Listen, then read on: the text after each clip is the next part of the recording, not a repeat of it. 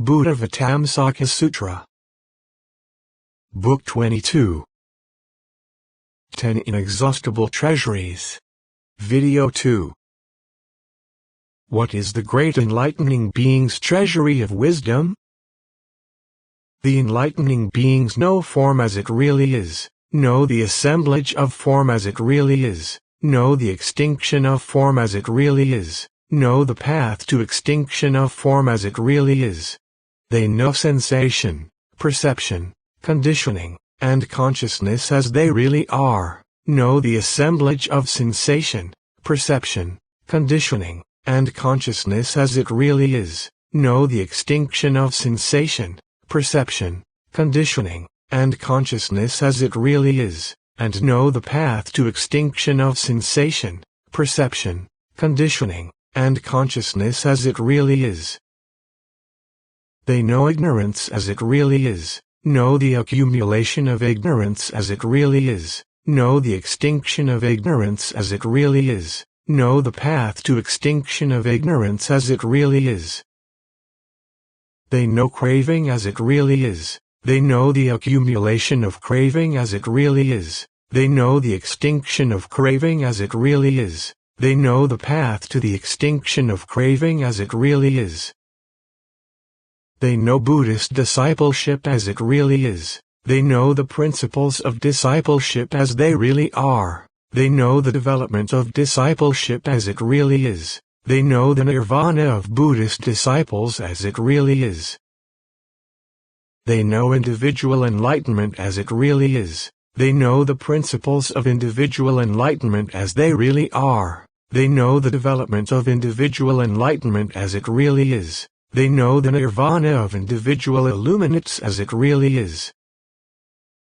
They know enlightening beings as they really are, they know the principles of enlightening beings as they really are, they know the development of enlightening beings as it really is, they know the nirvana of enlightening beings as it really is. In what way do they know these things? They know that actions resulting from past deeds, productions of causes and conditions, are all unreal and empty, are not self, are not substantial, there is not a single thing that can be established. Wishing to cause sentient beings to their true nature, they explain it extensively for them. What do they explain to them? They explain that all things cannot be destroyed. What things cannot be destroyed? Material form cannot be destroyed, sensation, perception, conditioning, and consciousness cannot be destroyed. Ignorance cannot be destroyed. The principles of discipleship, self-enlightenment, and universal enlightenment cannot be destroyed. Why? Because all things are uncreated, have no creator, have no explanation and no location, are unborn and unoriginated, not given and not taken, have no motion and no function. Enlightening beings developing such a measureless treasury of wisdom, understand all things by a minimum of devices, spontaneously comprehending them clearly and not depending on another for enlightenment.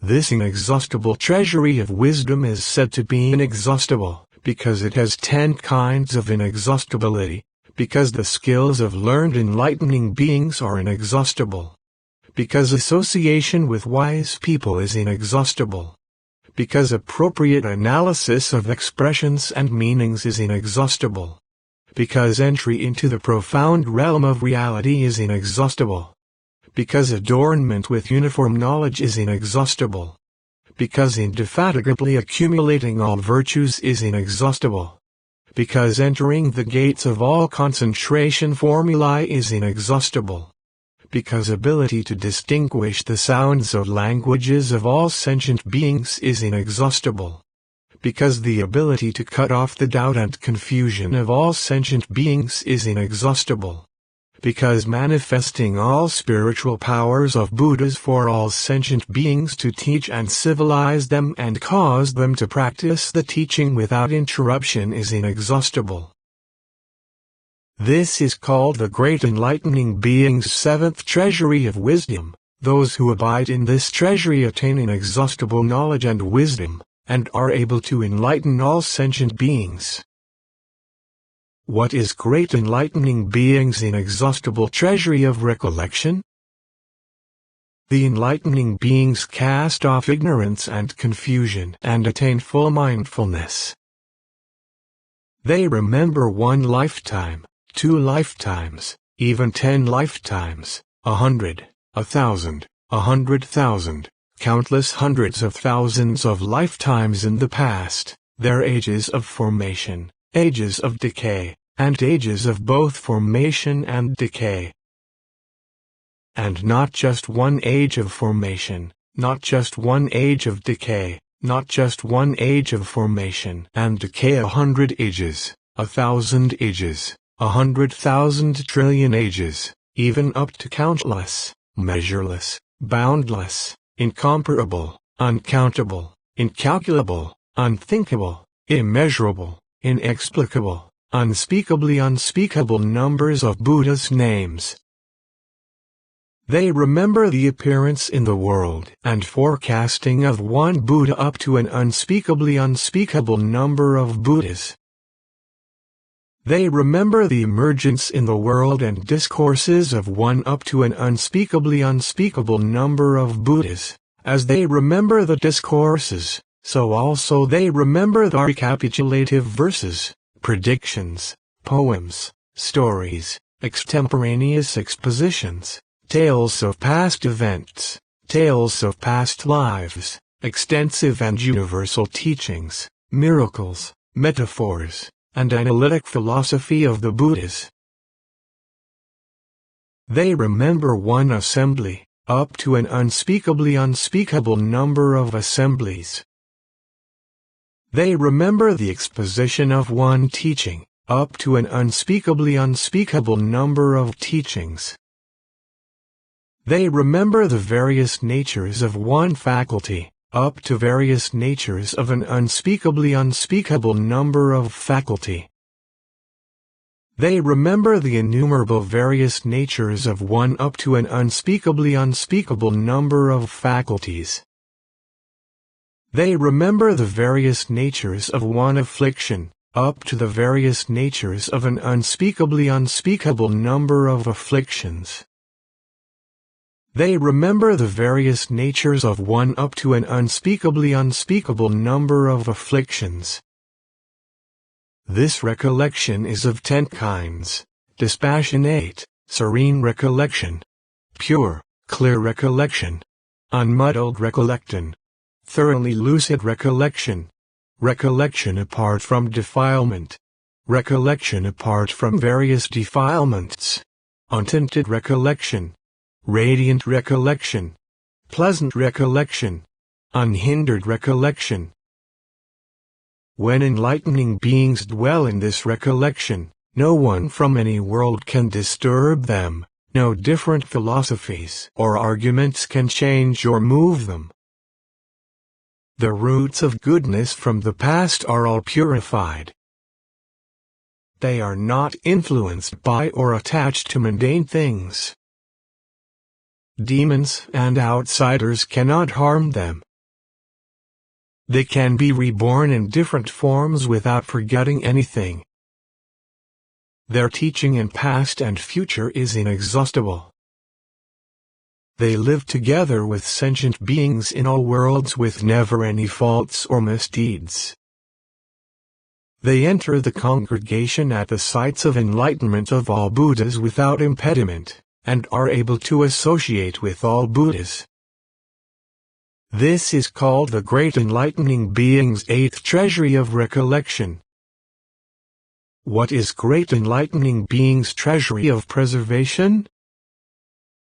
The enlightening beings preserve the discourses of the Buddhas, their expressions, meanings, and principles, without forgetting or losing them, for 1 lifetime, up to an unspeakable number of lifetimes. They hold the name of one Buddha up to an unspeakable number of Buddhas. They preserve the reckoning of one age up to an unspeakable number of ages. They preserve the predictions of one Buddha up to an unspeakable number of Buddhas. They preserve one scripture up to an unspeakable number of scriptures. They hold one assembly up to an unspeakable number of assemblies. They preserve the explanation of one doctrine up to the explanations of an unspeakable number of doctrines. They keep in mind the countless various natures of one up to an unspeakable number of faculties. They keep in mind the countless various natures of one up to an unspeakable number of afflictions. They keep in mind the countless various natures of one up to an unspeakable number of concentrations. This treasury of preservation is boundless and hard to fill. It is hard to reach its depths, hard to approach. No one can conquer it. It is measureless and boundless, inexhaustible, and has great power. This is in the realm of Buddhas and can only be completely comprehended by a Buddha. This is called the Great Enlightening Being's ninth treasury of preservation. What is Great Enlightening Being's treasury of elocution? The enlightening beings have profound knowledge and wisdom and know reality. They extensively explain all things for sentient beings without contradicting the scriptures of all the Buddhas. They explain one doctrine up to an unspeakable number of doctrines. They explain one Buddha name up to an unspeakable number of Buddha names. In this way they explain one world, one Buddha's predictions, one scripture, one assembly, one teaching, countless various natures of one faculty, countless various natures of one affliction, countless various natures of one concentration, up to an unspeakable number of all of these. They may speak for a day, for a fortnight, for a month, for a century, for a millennium, 100 millennia, an eon, 100 eons, 1,000 eons, 100,000 eons, 100,000 billion trillion eons, or for countless, innumerable eons, up to unspeakable numbers of eons. The number of eons might be exhausted, but the meanings and principles in a single sentence or phrase can hardly be exhausted. Why? Because the enlightening beings have developed these 10 inexhaustible treasuries and can comprehend all things. The method of concentration formulae is obvious to them, containing incalculable millions of concentration spells. Once they have attained mental command of this concentration formula, they can extensively explain things to sentient beings by the light of truth. When they preach, with a universal tongue they produce marvelous sounds which fill all worlds in the 10 directions, satisfying all according to their faculties and natures, so that their minds are happy and freed from the entangling taints of all afflictions. The intellectual and interpretative powers of the enlightening beings, able to enter into all linguistic expression, spoken and written, causes all sentient beings to continue the lineage of Buddhas. Their purity of mind is continuous, and they expound the truth endlessly by the light of the teaching, without becoming weary. Why? Because these enlightening beings have developed boundless bodies as extensive as space, pervading the cosmos. This is called the enlightening being's 10th treasury, of elocution. This treasury is inexhaustible, unbroken, uninterrupted, unchanging, unhindered, never receding. It is extremely deep, and indeed bottomless. It is hard to enter.